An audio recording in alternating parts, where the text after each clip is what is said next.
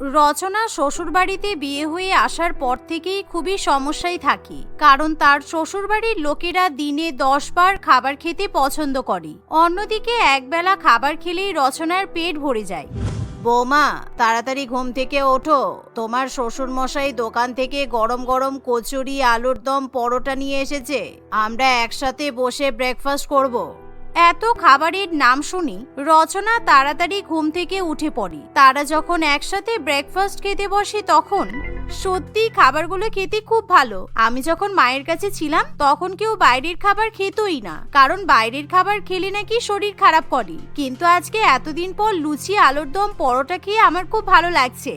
সবে তো এখন বেলা 10টা বাজে, এরপর আমরা 11টার সময় গরম চা আর মুড়ি চানাচুর খাবো। দুপুর বেলা লাঞ্চ করব, লাঞ্চের পর ফল খাবো। ফল খাওয়া হয়ে গেলে একটু আরাম করে দুপুরে ঘুমাবো। দুপুর বেলা ঘুম থেকে ওঠার পর আমরা গরম গরম কফি, নুডলস, বিভিন্ন রকমের স্ন্যাক্স খাবো। তারপর ডিনারের আগে আমরা সবাই মিলে একসাথে বসে টিভি দেখতে দেখতে মুড়ি চানাচুর, চপ খাবো। সবশেষে রাত্রিবেলা ডিনার করে ঘুমিয়ে পড়বো। আসলে আমরা কিন্তু প্রত্যেকদিন দিনে 10 বার খাবার খাই। তাহলে তো খুব ভালো, সারাদিন ভালো ভালো খাওয়া। আমি যে একদিনে এত খাবার খেতে পারবো ভাবতেই পারিনি। কিন্তু মাত্র ব্রেকফাস্ট খেয়েই তো আমার পেট ভরে গেছে। এরপর যদি এত খাবার খেতে না পারি তখন? সব পারবে। যাও, এখন ঘরে গিয়ে বিশ্রাম করো। তারপর পুষ্পা রান্নাবান্না সেরে ফেললে তোমাকে ডাকা হবে। শাশুড়িমা এই কথা বললে রচনা খুবই খুশি হয়। সে ঘরে গিয়ে নিজের রূপচর্চা করতে ব্যস্ত হয়ে পড়ে। অন্যদিকে কিছুক্ষণের মধ্যেই রান্নাবান্না হয়ে গেলে বাড়ির রাঁধুনি তাকে খাবার টেবিলে ডেকে নিয়ে যায়। কিন্তু সারাদিনের মধ্যে 10 বার biryani, chilli chicken, fried rice, chop, মাংস, মাটন এত কিছু খেয়ে রচনার পেট একেবারে ফুলে ঢোল হয়ে ওঠে, কারণ তার দিনে এতবার খাবার খাওয়ার মোটেই অভ্যাস নেই। তাই রাত্রিবেলা তার ভীষণ পরিমাণে পেট ব্যথা করে। দীপেশ, আমার খুব পেট ব্যথা করছে। রাত্রিবেলা ডিনারের পর তুমি আবার আমাকে আইসক্রিম, মিষ্টি খাইয়ে দিলে। এত কিছু পেটের মধ্যে কি ঘুরপাক হয়ে গেছে। ওরে বাবারে, পেটটা কি ব্যথা করছে। বিছানার পাশের ড্রয়ারে গ্যাসের ওষুধ রাখা আছে। আমি প্রত্যেকদিন রাত্রেবেলা গ্যাসের ওষুধ খাই, তুমিও খেয়ে নাও, দেখবে পেটের ব্যথা ঠিক হয়ে যাবে। সারাদিনে এতবার খাওয়া খাওয়া করলে গ্যাসের ওষুধ তো খেতেই হবে। ওরে বাবারে, আমি আর দিনে 10 বার খাবার খেতে পারবো না, কারণ একদিন খেয়েই আমার দম শেষ হয়ে গেছে। এই বলে রচনা রাত্রিবেলা গ্যাসের ওষুধ খেয়ে ঘুমিয়ে পড়ে। কিন্তু পরের দিন সকাল 7টা বাজতে না বাজতেই ডাইনিং টেবিল আবার বিভিন্ন রকম খাবারই সেজে ওঠে। টেবিলের উপর পাউরুটি, লুচি, কড়াইশুটির কচুরি, পোহা, ম্যাগি, নুডলস ইত্যাদি রাখা থাকে। এত রকমের খাবার দেখে রচনার গা গুলোতে শুরু করে। আজকেও এতগুলো খাবার খেতে হবে নাকি? তুমি খাবার দেখে এরকম নাক মুখ বিকৃতি করছো কেন বৌদি? এত রকমের খাবার দেখলে যে কেউ খুশি হয়ে যাবে, আবার তুমি জিজ্ঞাসা করছো খাবার খেতে হবে নাকি? শুরু করে দাও, আমার তো খাবারগুলো দেখেই খিদে পেয়ে গেছে। বাবারি বাবা, কি পেটুক পরিবার। গতকাল ওরকম 10 বেলা খাবার খাওয়ার পরও আজকে 7 সকালবেলা সবার খিদে পেয়ে গেল। এদের পেট নাকি পাতকুয়া জানি না। এই বলে রচনা সবার সাথে ব্রেকফাস্ট করতে শুরু করে। কিন্তু ব্রেকফাস্টে বিভিন্ন রকম খাবার খেয়ে তার পেট প্রচন্ড পরিমাণে ভরে যায়। সকাল 10টা বাজার পর খিদে পেয়ে গেছে, যাই বাড়ির পাশে গরম গরম আলু, মূলোর পরোটা বিক্রি হচ্ছে, কিনে নিয়ে আসি। তারপর সবাই মিলে একসাথে বসে পরোটা খাবো। টিয়া বাড়ির পাশ থেকে গরম গরম আলু, মূলোর পরোটা কিনে নিয়ে আসে। তারা সবাই মিলে একসাথে বসে গরম গরম পরোটা খায়। শ্বশুর বাড়ির লোকেদের এভাবে আবার পরোটা খেতে দেখে নতুন বৌমা রচনা খুবই ভয় পেয়ে যায়। এই তো একটু আগে ব্রেকফাস্ট করলেন, আবার পরোটা খাচ্ছেন কেন? আপনাদের পেটে জায়গা আছে? জায়গা থাকবে না কেন? জায়গা না থাকলেও আমরা খাওয়া দাওয়ার জন্য জায়গা করে নিতে পারি। তুমি কি আমাদের দেখে বুঝতে পারছো না আমরা খাওয়া দাওয়া করতে কত ভালোবাসি? তোমার বাপের বাড়িতে হয়তো এরকম 10 বার খাওয়া দাওয়া করার নিয়ম নেই, তাই একবেলা খাবার খেলেই তোমার পেট ভরে যায়। কিন্তু আমরা তা নই। আমরা যেমন টাকা রোজগার করতে পারি, তেমনি খাওয়া দাওয়ার পেছনে টাকা উড়াতেও পারি। তোমার যদি ইচ্ছা হয় তাহলে তুমি পরোটা খেতে পারো, কিন্তু আমাদের খাওয়া দাওয়া নিয়ে কোনো রকম কোনো কথা বলবে না। না না বাবা, আমার পরোটা খাওয়ার কোনো দরকার নেই, কারণ সকালবেলা অত ব্রেকফাস্ট খেয়ে আমার পেট এমনিতেই ভরে গেছে। আমি মনে হয় না সারাদিন আর কোনো খাবার খেতে পারবো বলে। এই পুষ্পা, আমাদের খাওয়া দাওয়া হয়ে গেলে ফল কেটে দেবে। দুপুরবেলা কিন্তু আমার আর আমার মেয়ের জন্য গরম গরম ফ্রাইড রাইস আর মিক্স নুডলস বানাবে। দুপুরে ভালো মতো রান্না বান্না করবে, তারপর রসমালাই আইসক্রিম যেন থাকে।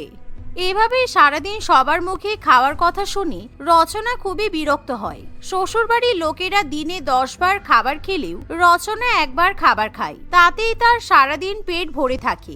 অন্যদিকে দিনের মধ্যে 10 বার রান্নাবান্না করতে গিয়ে বাড়ির রাঁধুনি পুষ্পাও হাঁপিয়ে যায়। পুষ্পা যেহেতু বয়স্ক মহিলা, তাই তার খুব শরীর খারাপ করে। মালকিন, আমার এখন 70 বছর বয়স হয়ে গেছে। আমি আর আপনাদের জন্য দিনে 10 বার করে রান্না করতে পারছি না। কিছুদিন আগে আমি গ্রামে গিয়েছিলাম, আমার ছেলে আমাকে ডাক্তার দেখিয়েছে। আসলে সারাদিন গ্যাসের সামনে দাঁড়িয়ে থেকে রান্না করি বলে আমার প্রেসার বেড়ে গেছে, তাই আমি আর রান্না বান্না করতে পারবো না। আমি গ্রামে ফিরে যাচ্ছি। এই বলে পুষ্পা কাজ ছেড়ে দিয়ে চলে যায়, যার ফলে রচনার শ্বশুরবাড়ির লোকেরা খুবই দুশ্চিন্তায় পড়ে। বৌমা, তুমি তো বাড়ির বউ, তাই আমাদের সবার জন্য রান্না বান্না করা তোমারই দায়িত্ব। এতদিন বাড়িতে রাঁধুনি ছিল বলে তোমাকে রান্না করার কথা বলা হয়নি, কিন্তু এবার তুমি ঘরে বসে আরাম করলে হবে না, তোমাকে রান্না বান্না করে খাওয়াতে হবে। তুমি এমনিতেও একবেলা খাবার খাও, আমাদের মতো বারবার খাওয়া দাওয়া করার তোমার অভ্যাস নেই, তাই তুমি সেই সময়টা রান্না বান্না করেই কাটাবে। শাশুড়ি মায়ের কথা শুনে রচনা ভালো মতো ফেঁসে যায়, কারণ সত্যি এবার তাকে সবার জন্য রান্না বান্না করার দায়িত্ব নিতে হবে। পরের দিন সকালবেলা শাশুড়ি মা তাকে ডেকে পাঠায়। বৌমা, তুমি প্রথমে আমাদের জন্য গরম গরম চা বানাও, তারপর লুচি আলুর দম তরকারি রান্না করবে। রান্না হয়ে গেলে 1 ঘন্টা পর আমাদের ফল কেটে দেবে। তার ঠিক 2 ঘন্টা পর আমাদের জন্য মটন বিরিয়ানি, চিকেন চাপ, ফ্রাইড রাইস আর আলুর দম রান্না করবে। দুপুরবেলা খাওয়ার পর আমরা পান মিষ্টি খাই, সেটার ব্যবস্থা করবে। তারপর আবার আমাদের ফল কেটে দেবে। সন্ধ্যাবেলা আমরা ঘুমিয়ে উঠলে আমাদেরকে কফি, চা, পেঁয়াজি, বেগুনি খাওয়াবে। রাতে আমাদের জন্য রুটি, তরকারি, চিকেন কষা বানাবে। রাত্রিবেলা শোয়ার আগে আমরা কিন্তু গরম দুধ আর মালাই খাবো, তার সাথে আমাদের জন্য আইসক্রিমও থাকবে। এভাবে ঠিক গুনে গুনে শাশুড়ি মা রচনাকে সারাদিনের খাওয়া দাওয়ার লিস্ট দিয়ে দেয়। সারাদিনে 10 রকমের রান্না বান্না দেখে বৌমার মাথা একেবারে ঘুরে যায়, যার ফলে সে এবার সত্যি সত্যি প্রচন্ড পরিমাণে বিপদে পড়ে। কেন আমার এই রাক্ষসের পরিবারে বিয়ে হলো কি জানি, এতবার কারোর জন্য রান্না বান্না করা সম্ভব? হে ঈশ্বর, এবার আমি কি করব? কোনো রাঁধুনি আমাদের বাড়িতে রান্না বান্নার নাম শুনলেই ভয়ে পালিয়ে যায়, কারণ পুষ্পা মাসি বদনাম রটিয়ে দিয়েছে যে ওকে নাকি মাহিনা না দিয়েই কাজ ছাড়িয়ে দেওয়া হয়েছে। তারপর এরা তো সত্যিই রাক্ষসের পরিবার, সেই জন্য কেউ আর এখানে রান্নার কাজ করতে চাইছে না, আর এরকম হওয়াও তো স্বাভাবিক। রচনা এভাবে মনে মনে আকাশ পাতাল ভাবতে ভাবতে রান্নাঘরে যায়। ঠিক এমন সময় টিয়াও রান্নাঘরে আসে। বৌদি, তুমি আমাকে চায়ের সাথে একটু সুজির হালুয়া করে দিও তো। অনেকদিন বেশ ঝাল ঝাল সুজির হালুয়া খাই না। নিজের খাবার নিজে বানিয়ে নিতে পারছো না? আমার তো বিয়ে হলে আমি পরের বাড়িতে চলে যাব, এই কারণে মা আমাকে রান্না বান্না করতে বারণ করেছে, আর তুমি আমাকে রান্না বান্না করার কথা বলছো বৌদি? টিয়া এরকম সেন্টিমেন্টাল ডায়লগ দিয়ে কাঁদতে কাঁদতে মায়ের কাছে চলে যায় এবং বৌদির নামে নালিশ করে, যার ফলে রচনা বাধ্য হয়ে সারাদিন শ্বশুরবাড়ির লোকেদের জন্য রান্নাবান্না করে। কিন্তু দিনে একবার খাবার খাওয়ার পর রচনার পেট ভরে যায়, কিন্তু এখন এমন অবস্থা হয় যে রচনা একবারও ঠিক মতো খাবার খেতে পারে না, কারণ সে সারাদিন রান্নাবান্না ছাড়া অন্য কিছুর জন্য সময়ই পায় না। এভাবেই দেখতে দেখতে সময় কাটতে থাকে। রান্নাবান্না করার সাথে সাথে নতুন বৌমাকে রান্নাঘর পরিষ্কার করা, এমনকি হাজার একটা বাসনও ধুতে হয়। সব কাজ করতে গিয়ে রচনার হাতের ছাল চামড়া উঠে যায়। একদিন আমি আর এদের অত্যাচার মেনে নিতে পারবো না, কারণ আমি একবার দিনে খাবার খাই, আর ওদের জন্য 10 বার রান্না করা আমার পক্ষে সম্ভব নয়। অন্যান্য সাধারণ পরিবার দিনে 3 থেকে 4 বেলা খাবার খায়, তার মানে এরা সাধারণ নয়, এরা অসাধারণ। কিন্তু এদের স্বভাব আমাকে পাল্টাতেই হবে। এভাবে রচনা ঠিক করে সে আর বাড়ির কোনো কাজ করবে না। সে সময় মতো রান্নাঘর পরিষ্কার করা ছেড়ে দেয়। কি ব্যাপার বৌমা, আজকে সকালবেলা উঠে চা বানালে না, ব্রেকফাস্ট তৈরি করলে না? এদিকে বেলা 11টা বেজে গেল, এখনো 3 বার আমরা খেতে পেলাম না। আমাদের তো খিদে পেয়ে গেছে। বাইরে থেকে খাবার কিনে খেয়ে নিন, কারণ আমার শরীর একদম ভালো নেই। আমি রান্না বান্না করতে পারবো না, আর না হলে আপনারা রান্না করে খেয়ে নিন। সে কি, আমরা রান্না বান্না করব কি করে? তুমি কালকে রাত্রিবেলা বাসনগুলো ধুয়ে রাখুনি, রান্নাঘরে একটাও ভালো বাসন নেই। তাছাড়া এখন আর কোনো দোকানে ব্রেকফাস্ট পাওয়াও যাবে না। যাও গিয়ে বাসন ধুয়ে নাও, এত বড় মেয়ে হয়েছো, কোনো কাজ করতে পারবে না? রচনা এরকম ভাবে মুখে মুখে উত্তর দিলে তার পরিবারের লোকেরা খুব রেগে যায়, কিন্তু খিদের জ্বালায় তারা কোনো রকম রাগও দেখাতে পারে না। কুমারী দেবী তার মেয়েকে নিয়ে রান্নাঘরে যায় আর বাসন পরিষ্কার করতে শুরু করে। বাসন পরিষ্কার করতে গিয়েই অনেকটা সময় পেরিয়ে যায়, তাই এখন আর ব্রেকফাস্ট করার মতো সময় থাকে না। তারা দুজনে মিলে কোনো মতে দুপুরবেলার জন্য রান্নাবান্না করে। এ কি মা, আজকে সাধারণ ডাল ভাত কেন? ভালো মন্দ রান্না বান্না হয়নি? তাছাড়া আজকে আমরা সময় মতো খেতে পেলাম না কেন? তোর বউয়ের শরীর খারাপ আর তুই একটা ঠিক মতো রাঁধুনিও রাখতে পারছিস না, তাই এখন আমাকে আর তোর বোনকে রান্না বান্না করতে হচ্ছে। সেই কারণে সময় মতো খেতে পাসনি। আর যদি ডাল ভাত খেতে হয় তাহলে খা, না হলে উঠে চলে যা, কারণ আমরা এর থেকে বেশি আর রান্না করতে পারবো না। কুমারী দেবী এই কথা বললে তাদের আর কিছু করার থাকে না। সবাই মিলে ডাল ভাত খেয়ে উঠে যায়। কুমারী দেবী এবং টিয়াকে আবার বাড়িঘর পরিষ্কার করতে হয়, নিজেদের জামা কাপড় পর্যন্ত ধুয়ে নিতে হয়, কারণ রচনা এখন আর কোনো কাজই করতে চায় না। এভাবে তারা বাড়ির কাজের প্রতি মনোনিবেশ দেয়। বাড়ির কাজের প্রতি মন যাওয়ার পর তাদের খাওয়া দাওয়া থেকে ধীরে ধীরে মন উঠে যায়। তাদের কাছে এখন 10 বেলা খাবার খাওয়ার মতো সময় থাকে না। অন্যদিকে রচনা এখনো পর্যন্ত দিনে 1 বেলাই খাবার খায়, আর তাতেই সারাটা দিন তার পেট ভরাই থাকে। সেই জন্য রচনাকে নিয়ে কারো কোনো চিন্তাও হয় না। এবার এসেছে উট পাহাড়ের নিচে। এতদিন নিজেদেরকে কাজ করতে হচ্ছিল না বলে সবসময় 10 বেলা খাবার খাওয়ার চিন্তা হতো। এখন যেহেতু নিজেদেরকেই কাজ করতে হচ্ছে, তাই খাওয়া দাওয়ার কথা ভুলেই গেছে। এটাই ভালো। শ্বশুরবাড়ির লোকেদের যেহেতু স্বভাব চেঞ্জ হয়ে যায়, তাই রচনা আবার আগের মতো সংসারের কাজ করতে শুরু করে। কিন্তু শ্বশুরবাড়ির লোকেরা নিজেদের ভুল বুঝতে পারে, তাই তারা আর কখনো 10 বেলা খাওয়া দাওয়া করে না। অন্যদিকে রচনাও যেহেতু 1 বেলা খাবার খায়, তাই সে ধীরে ধীরে খুবই দুর্বল হয়ে পড়ে। সেই জন্য রচনাও এখন তার পরিবারের সাথে সারাদিনে 3 থেকে 4 বেলা খাওয়া দাওয়া করে থাকে। মাত্র কয়েক মাস আগেই ববিতার সঙ্গে রিন্টুর বিয়ে হয়েছিল। রিন্টুর বাড়িতে ছিল তার বাবা মা এবং এক বোন প্রিয়াঙ্কা। ছোটবেলা থেকেই ববিতা খুবই চঞ্চল প্রকৃতির ছিল। সে এক জায়গায় শান্ত হয়ে বসে থাকতে পারত না। ছোটবেলায় সে তার পাড়াপড়শি এবং বাবা মাকে নানান রকম ভাবে উত্ত্যক্ত করেছে। বিয়ে হয়ে যাওয়ার পরও তার মধ্যে একই রকমের চঞ্চলতা দেখা যায়। আর মাত্র 1 সপ্তাহ পর দীপাবলি ছিল, আর তাই জন্য ববিতার আনন্দের শেষ ছিল না।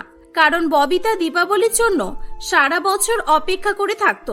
সে দীপাবলিতে প্রচুর প্রচুর আতশবাজি, পটকা ও নানান রকমের বম ফাটিয়ে দীপাবলি উদযাপন করত। রিন্টু, দীপাবলি তো চলেই এলো, আর মাত্র 1 সপ্তাহ বাকি। আমাকে টাকা দাও, আমি দীপাবলির জন্য বম কিনতে যাব। এই পুরো সপ্তাহটা আমি বোম ফাটিয়ে কাটাবো। কি, তুমি বাচ্চাদের মতো বোমা ফাটাবে? তুমি কি পাগল নাকি? বিয়ে করে এই বাড়িতে এলে 2-3 মাসও হলো না, আর তুমি এখন থেকেই ছেলে খেলা শুরু করেছো? সবাই কি ভাববে বলো তো? আর আশেপাশের বাড়ির লোকজনই বা কি ভাববে? কেন, কে কি ভাববে? দীপাবলিতে তোমরা বাজি পটকা ফাটাও না? তুমি তো দেখছি অদ্ভুত মানুষ। আরে বোম ফাটানোর সঙ্গে বাচ্চাদের কিসের সম্পর্ক? বাচ্চাদের থেকে বড়রা ভালো বোম ফাটাতে পারে, বাচ্চারা তো ভয় পায়। আর তাছাড়া আমি তো বাচ্চাদের সঙ্গেই বোম ফাটাবো। দীপাবলিতে বাচ্চাদের সঙ্গে বোম ফাটাতে দারুণ আনন্দ হয়। কিন্তু জানি না বাবা, কিন্তু সাবধান, রিসেন্টলি সরকার থেকে আতশবাজি ব্যান করে দেওয়া হয়েছে। লিমিটের মধ্যে বোমাবাজি ফাটাবে, আগেই বলে দিলাম। কোনো রকমে পুলিশের কাছে খবর চলে গেলে না, পুলিশ কিন্তু এসে ধরে নিয়ে চলে যাবে, আগেই বলে দিচ্ছি। দূর, পুলিশের কথা ছাড়ো তো। দীপাবলির সময় আমি কাউকে ভয় পাবো না। পুলিশ আমাকে ধরতে গেলে আমি পুলিশকেই বোম মেরে উড়িয়ে দেব। এভাবেই ববিতা রিন্টুর কথা উপেক্ষা করে আতশবাজি কেনার টাকা নিয়ে সেখান থেকে চলে যায়। এই যে, কি কি বোম আছে আপনার কাছে? এবারে বাজারে নতুন কিছু উঠেছে? না না, নতুন কিছু উঠবে কি করে? আতশবাজি ব্যান করে দেওয়ার ফলে ব্যবসা করাই তো দুষ্কর হয়ে পড়েছে। লুকিয়ে লুকিয়ে করতে হচ্ছে। তবে তুমি কিন্তু অনেক রকমের বোমা পেয়েই যাবে। ঠিক আছে, সব রকমের বোম প্যাক করে দিন। একদম বেশি বেশি করে 100টা করে দিয়ে দিন। ঠিক আছে ঠিক আছে, দিচ্ছি। আর ফুলঝুরি লাগবে না? ফুলঝুরি? ফুলঝুরি নিয়ে আমি কি করব? আমি কি বাচ্চা নাকি যে ফুলঝুরি নিয়ে দীপাবলিতে খেলা করব? আমি শুধুমাত্র বোম ফাটাই, বোম। ঠিক আছে, কত হয়েছে বলুন এবার। ববিতা দীপাবলির জন্য অনেক অনেক বোম কিনে বাড়িতে নিয়ে চলে আসে। বাক্স বাক্স অনেক অনেক আতশবাজি আনতে দেখে তার ননদ প্রিয়াঙ্কা তাকে বলে, ওরে বাবা বৌদি, তুমি এত আতশবাজি তুলে নিয়ে চলে এলে? হ্যাঁ, তোমার জন্য এনেছি, চিন্তা নেই। আমরা দুজনে মিলে বোম ফাটাবো, চলো যাই। কি বোম ফাটাবো আমি? না বাবা, আমার খুব ভয় লাগে। তুমি মেয়ে হয়ে তোমার এসবে ভয় করে না? বাবা গো, আমি আজ পর্যন্ত কখনো বোম ছুঁয়েও দেখিনি। আমি তো দীপাবলির দিন শুধুমাত্র ফুলঝুরি জ্বালাই। দূর, ভয় কিসের আবার? তুমি তো দেখছি খুব ভীতু। ভাবলাম ননদ বৌদি মজা করবো, তা আর হলো না। যাই, বাইরে গিয়ে বাচ্চাদের পাওয়া যায় কিনা দেখি। এই বলে ববিতা আতশবাজির বড় বড় বাক্স নিয়ে বাইরে বেরিয়ে আসে। বাচ্চারা কে কোথায় আছিস? চলে আয়, তাড়াতাড়ি চলে আয় সবাই। আয় আয় আয় আয়, তাড়াতাড়ি আয়, আমরা বোম ফাটাবো, চলে আয় সবাই। কবিতার ডাক শুনে পাড়ার বাচ্চারা সবাই দৌড়ে দৌড়ে তার কাছে আসে। সবাই তাকে গোল করে ঘিরে ফেলে। এই তো তোরা এসে গেছিস, দেখ আমি তোদের এখন একটা ম্যাজিক খেলা দেখাবো, দেখবি তো? কি জাদু খেলা দেখাবে গো দিদি তুমি? আমি আমার হাতের উপর বম রেখে ফাটাবো, তোরা পারবি কেউ? বল, যে করতে পারবি আমি তাকে এই সব বোম দিয়ে দেব। না না বাবা, আমরা পারবো না, আমাদের হাত পুড়ে যায় যদি। তুমি আগে করে দেখাও দেখি কেমন পারো, তারপর। ঠিক আছে, এবার তোরা আমার ট্যালেন্ট দেখ। এই বলে ববিতা তার হাতের উপর বোম রেখে একের পর এক বোম ফাটাতে থাকে। পাড়ার বাচ্চাদের কাছে সে একেবারে সুপার ওমেন হয়ে ওঠে। বাচ্চারা তাকে নিয়ে হই হুল্লোড় করতে থাকে, সবাই খুব মজা করে। ববিতার দেখা দেখি বেশ কিছু বাচ্চা হাতের উপর বম রেখে ফাটানোর চেষ্টাও করে। ববিতা তার ঘর সংসারের কথা ভুলে গিয়ে বোম ফাটাতেই ব্যস্ত থাকে। দেখতে দেখতে সন্ধে হয়ে যায়। এই এই অনেক হয়েছে, এবার অন্যরকম ভাবে একটু মজা করা যাক, কি বলিস তোরা? অন্য রকম ভাবে মজা বলতে তুমি কি এবার মাথার উপর বোমা রেখে ফাটাবে নাকি? ধ্যাৎ চাকলু, এটা নয়। আই, আমরা সবাই রাস্তার একটা ধারে লুকিয়ে থাকি। রাস্তা দিয়ে যখনই কেউ যাবে আমরা তখনই একটা বোম ধরিয়ে তার সামনে ছুড়ে দেব। বোমটা হঠাৎ করে ফেটে উঠবে আর সে ভয়ে পালিয়ে যাবে। হ্যাঁ হ্যাঁ, খুব মজা হবে, চলো চলো আমরা লুকিয়ে পড়ি। ববিতা পাড়ার বাচ্চাদের নিয়ে একটা সাইডে লুকিয়ে দাঁড়িয়ে থাকে। কিছুক্ষণের মধ্যেই তারা সেখান থেকে একটা থুরথুরে বুড়িকে হেঁটে আসতে দেখে। বুড়ি হাতে একটা লাঠি নিয়ে হেঁটে হেঁটে যাচ্ছিল। ঠিক তখনই ববিতা সুযোগ বুঝে একটা বোম ধরিয়ে বৃদ্ধ বুড়িমার সামনে ফেলে দেয়। বোমটা সশব্দে আওয়াজ করে ফেটে ওঠে। বৃদ্ধ বুড়িমা ভয়ে চমকে ওঠে। ওরে বাবা গো, মরে গেলাম! কোন শয়তানের বাচ্চা এখানে বোম ফেললো রে? তোদের কপালে কি উপরওয়ালা চোখ দেয়নি? দিন দুপুরে এখানে মরতে এসেছিস তোরা? আর একটু হলেই তো আমি পটল তুলতাম। ওরে বাবা গো, এখনো বুকের ভেতরটা ধুক ধুক করছে। বুড়িমার এমন অবস্থা দেখে ববিতা ও বাচ্চাগুলো খুব জোরে জোরে হাসাহাসি করতে থাকে। বুড়িমা তাদেরকে দেখে খুবই রেগে যায়। এই শয়তান মেয়ে ছেলে, এটা তাহলে তোর ছক ছিল? বাচ্চাদের সঙ্গে তুই কি বাচ্চা হচ্ছিস নাকি? তুই কোন বাড়ির বউ? হ্যাঁ, তোর কি কোনো বুদ্ধি নেই? বুড়িমা, এখান থেকে পালাও, বেশি কথা বলো না, না হলে কিন্তু আমি আবার একটা বোম ধরিয়ে তোমার গায়ে ছুড়ে দেব বলে দিলাম। ওরে বাবা, না না রে বাবা, এমন করিস না তোরা, আমি চলে যাচ্ছি। বুড়িমা ভয়ে সেখান থেকে পালিয়ে যায়। এভাবেই ববিতা বাচ্চাদের সঙ্গে মিলে পাড়ার বাচ্চা বুড়ো বুড়ি সবাইকে ভয় দেখাতে থাকে। রাত্রিবেলা রিন্টু অফিস থেকে বাড়িতে এসে ববিতাকে বকাবকি করে বাড়িতে নিয়ে আসে। সারাদিন বাড়িতে না থাকায় এবং কোনো কাজকর্ম না করায় ববিতার শাশুড়ি মাও তাকে খুব কথা শোনায়। পরের দিন পাড়ার বাচ্চারা ববিতাকে বোম ফাটানোর জন্য বাড়িতে ডাকতে আসে। ববিতা রোজ রোজ অনেক অনেক টাকা নষ্ট করে আতশবাজি কিনে আনতো। তার সঙ্গে থেকে বাচ্চাগুলো অনেক দুরন্ত ও দুষ্টু হয়ে উঠেছিল। মা মা, একটা জাদু দেখবে? এই দেখো, এই বোমাটা আমার হাতের উপর রেখে ফাটাবো। কি অবস্থা? তোকে কে বোম দিয়েছে? হ্যাঁ, আর এসব কে শিখিয়েছে তোকে বল? বল্টুর মা বল্টুকে মারধর করে সোজা ববিতাদের বাড়িতে নিয়ে আসে। এই যে দিদি, তোমার বৌমার কি মাথার কোনো সমস্যা আছে নাকি? হ্যাঁ, এভাবে আমাদের বাড়ির বাচ্চাগুলোকে নষ্ট করছে, হাতে বোম রেখে ফাটানো শেখাচ্ছে। আমাদের বাচ্চার যদি কিছু হয়ে যায় তখন কি হবে? তোমার বৌমাকে বলে দাও আমার ছেলেকে যেন কোনো আতশবাজি না দেয়। বাচ্চাদের ভালো বুদ্ধি দেবে তা নয়, যত সব কুবুদ্ধি দিচ্ছে। এভাবেই পাড়ার মহিলারা নানান রকম অভিযোগ নিয়ে রিন্টুদের বাড়িতে আসতো। ববিতার জন্য তার পুরো পরিবারকে কথা শুনতে হতো, কিন্তু তবুও ববিতার মধ্যে কোনো প্রভাব পড়তো না। দেখতে দেখতে কয়েকদিন কেটে যায়। রিন্টু, দীপাবলির 2 দিন আগে আমার জন্মদিন, তোমার মনে আছে নাকি তুমি ভুলে গেছো? হ্যাঁ, আমার মনে আছে, কিন্তু তুমি যে দিনরাত বোমা ফাটাতে ব্যস্ত, আমি তো ভেবেছি তুমি হয়তো নিজের জন্মদিন ভুলেই যাবে। এই নাও, আমাদের বাড়িতে তোমার প্রথম জন্মদিন, আমি তোমার জন্য এই নেকলেসটা কিনেছি। দূর, তুমি নেকলেস কেনার আগে আমাকে বলবে না? বেকার বেকার এসব করতে গেলে। দীপাবলির সময় আমার জন্মদিন পড়ে, তাই আমাকে কিছু দেওয়ার হলে বোম গিফট করবে, বোম। ও হ্যাঁ, মনে পড়লো, আমার বন্ধুদেরকেও ফোন করে মনে করিয়ে দিতে হবে। দেরি হয়ে গেল রে, ওরা আবার আমাকে দেওয়ার জন্য অন্য কিছু না কিনে ফেলে।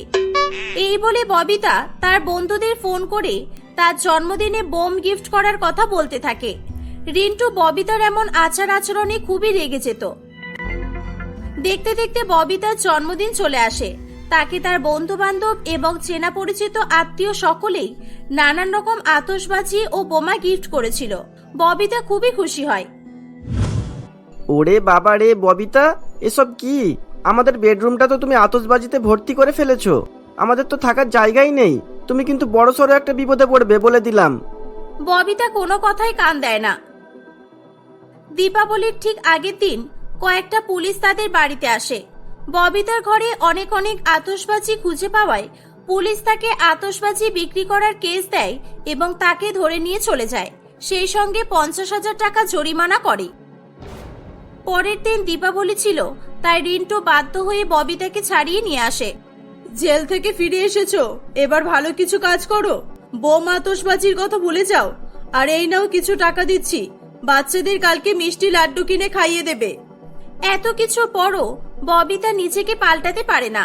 সে তার শাশুড়ি মায়ের কাছ থেকে টাকা নিয়ে পাড়ার বাচ্চাদের নানান রকম আতশবাজি গিফট করে। পরের দিন দীপাবলিতে সে অনেক অনেক বোম ফাটাতে থাকে। পাড়াপড়শি সকলে বোম ফাটার আওয়াজে বিরক্ত হয়ে উঠেছিল।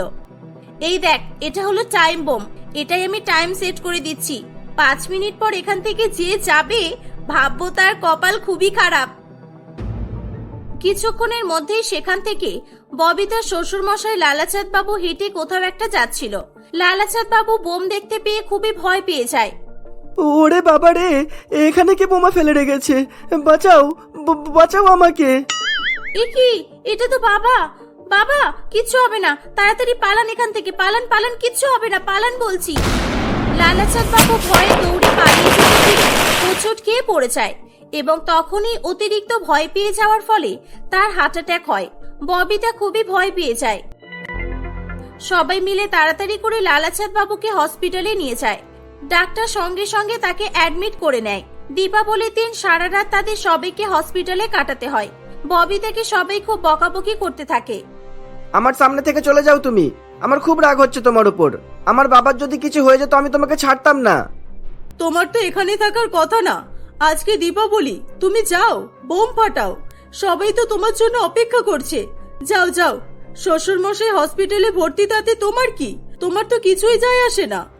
ববিতা তার ভুলের জন্য খুবই লজ্জিত ছিল। সে খুবই কান্নাকাটি করতে থাকে। আমাকে তোমরা ক্ষমা করে দাও, আমি আর কোনোদিনও বোম ফাটাবো না। আমার ভুল হয়ে গেছে, বেশি বাড়াবাড়ি করা আমার উচিত হয়নি। ববিতা তার শ্বশুর মশাইয়ের কাছেও ক্ষমা চায়। 2 দিন পর লালাচাঁদ বাবুকে হসপিটাল থেকে ডিসচার্জ করে দেওয়া হয়। সবাই ববিতাকে ক্ষমা করে দেয়। ববিতা পরের বছর থেকে কোনো রকমের আতশবাজি ছাড়াই দীপাবলি পালন করবে বলে ঠিক করে। এভাবেই সবাই মিলে হাসি খুশি বসবাস করতে থাকে।